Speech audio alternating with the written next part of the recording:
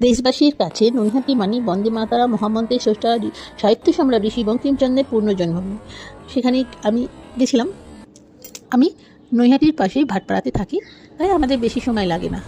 যারা আসতে চায় তারা নৈহাটি স্টেশন থেকে টোটো করে কিংবা হেঁটে আসা যায়। 4 নম্বর ব্রিজ লাইন পার হয়ে সেখানে আগে যে বঙ্কিম ভবন ছিল সেটাকে গবেষণা কেন্দ্র হয়েছে, বিভিন্ন সংগ্রহশালা, আর পাশেই রয়েছে বঙ্কিমচন্দ্রের রাধা গোবিন্দজির মন্দির, শিব মন্দির।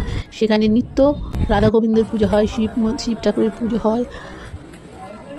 এখানে রথ হয়, রথ আষাঢ় মাসে যখন রথের সময় রথ হয়, সোজা রথ থেকে উল্টো রথ পর্যন্ত 7 দিন ধরে খুব মেলা হয়। সেই সময় বেশিক্ষণ থাকিনি, একটু ঘোরাঘুরি করে আবার চলে এসেছিলাম। অন্য কোনো দিন সময় করে আবার ভেতরে যখন খোলা থাকবে তখন দেখাবার চেষ্টা করব সংগ্রহশালা।